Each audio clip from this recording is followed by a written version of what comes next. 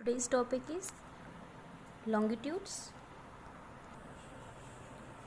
Longitudes are imaginary lines running vertically from North Pole to the South Pole. The longitudes are also known as the meridians. In all, there are 360 meridians. These are also called the meridians of the longitude. The distance between two longitudes is measured in the degrees. Each degree is further divided into minutes and minutes into seconds. तो इसका मतलब ये है कि जो longitudes होती हैं, longitudes यानी कि वो हमारे अर्थ के ऊपर जो वर्टिकल्स लाइन होती हैं उनको बोलते हैं लॉन्गिट्यूड्स, जो नॉर्थ टू साउथ मूव करते हैं। वो जो लाइंस नॉर्थ टू साउथ होती हैं दैट आर लॉन्गिट्यूड्स। और इन्हीं इमेजिनरी लाइंस को हम मेरिडियंस भी बोलते हैं। मेरिडियंस लॉन्गिट्यूडनल जो लाइंस होती हैं इनको मेरिडियंस भी कहा जाता है। और टोटल हमारे पास 360 मेरिडियंस होते हैं। हमारे अर्थ के ऊपर टोटल 360 लॉन्गिट्यूड्स हैं। और हर एक लॉन्गिट्यूड का जो डिस्टेंस है, आपस में इनका जो डिस्टेंस है, एक लॉन्गिट्यूड का दूसरी लॉन्गिट्यूड में से जो डिस्टेंस है वो डिग्री के द्वारा हम मेजर कर सकते हैं। डिग्री के द्वारा इनको मेजर किया जाता है। और उसके बाद में हर एक डिग्री उसके आगे फिर मिनट में डिवाइड हो जाती है वो, और मिनट से फिर वो सेकंड में डिवाइड हो जाती है।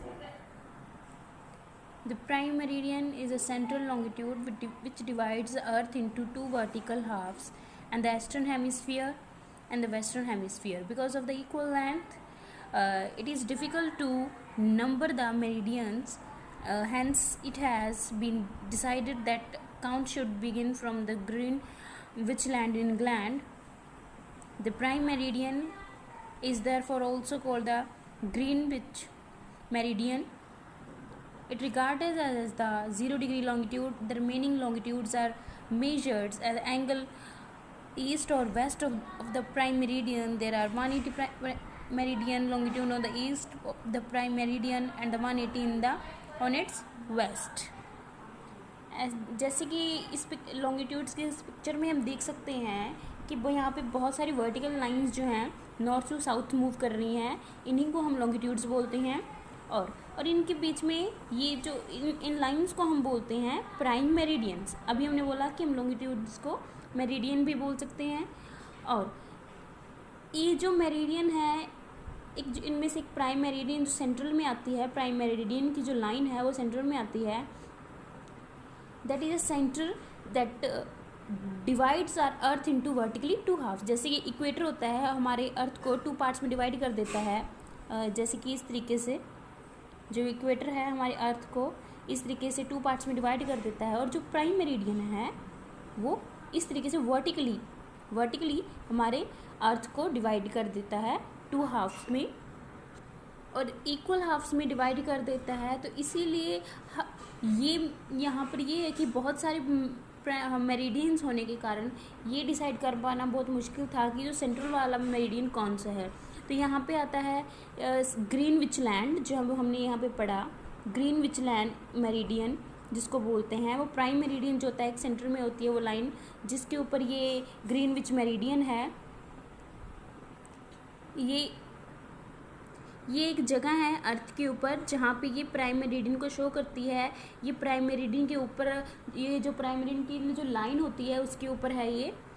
तो इसी के कारण इसको सेंटर माना जाता है। और इसको जैसे कि इक्वेटर का सेंटर होता है, हम उसको 0 डिग्री पे लेते हैं, वैसे इस प्राइम मेरिडियन को हम 0 डिग्री लॉन्गिट्यूड के साथ में लेंगे। और इसी के साथ में इसका जो हाफ पार्ट होता है सेंटर में इसकी डिवाइडेशन होने के बाद में इसका हाफ पार्ट ईस्ट की तरफ रह जाता है प्राइम मेरिडियन का, और दूसरी तरफ वेस्ट की तरफ रह जाता है।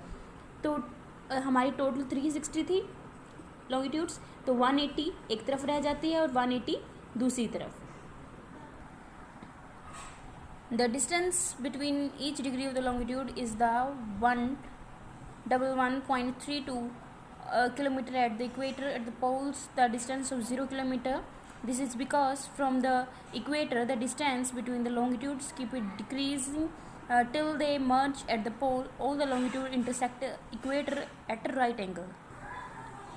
जो लॉन्गिट्यूडनल्स हैं, ये जो लाइंस हैं, इनके बीच में जो डिस्टेंस है इक्वेटर के ऊपर वो हमारे पास है 111 0.32 किलोमीटर। ये इक्वेटर के ऊपर लॉन्गिट्यूड्स के बीच में डिस्टेंस है, और पोल्स के ऊपर जाकर इनका डिस्टेंस 0 हो जाता है यहाँ, बिकॉज यहाँ पे आके सभी मीट कर जाती हैं।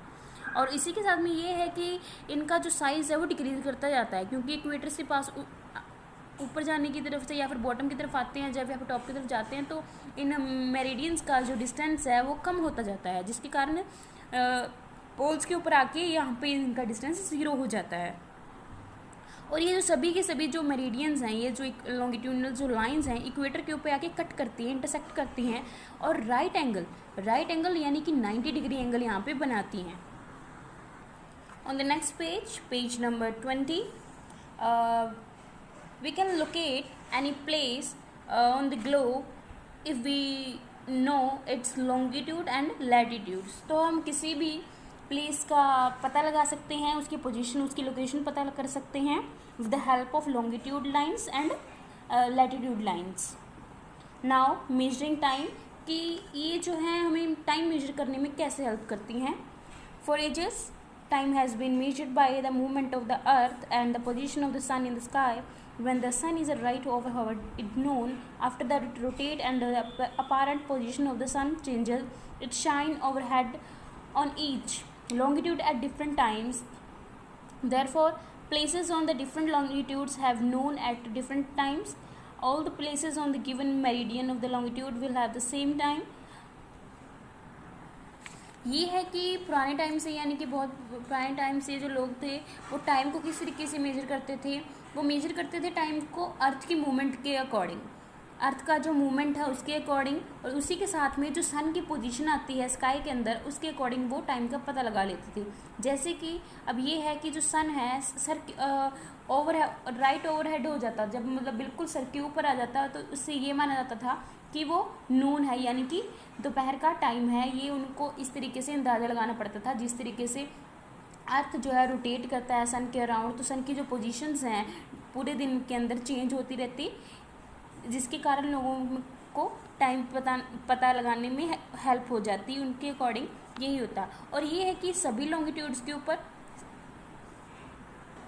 अब ये है कि जो लॉन्गिट्यूडनल की जो लाइंस हैं, अब जो माना जाए कि हमारा जो सन है वो बिल्कुल ओवरहेड हो चुका है, बिल्कुल हमारे सर के ऊपर आ जाता है, तो वो शाइन करता है वहाँ पे डिफरेंट टाइम्स के ऊपर, यानी कि हमारा जो अर्थ है वो रोटेट करती रहती है, तो इसी तरीके से वो सभी लॉन्गिट्यूड्स के ऊपर डिफरेंट टाइम के ऊपर शाइन करता है, ओवरहेड हो जाता है उनके। और इसी कारण क्या है कि तो इसी तरीके से ये है कि डिफरेंट लॉन्गिट्यूडनल लाइंस होती हैं उनके ऊपर डिफरेंट टाइम भी शो किया जाता है। इन लॉन्गिट्यूड्स के ऊपर टाइम डिफरेंट हो जाता है क्योंकि लॉन्गिट्यूड डिफरेंट हो जाती हैं, बट किसी एक मेरिडियन के ऊपर जितनी भी प्लेसेस होंगी वहाँ पे उस प्लेसेस के ऊपर जो टाइम है बिल्कुल सेम होगा।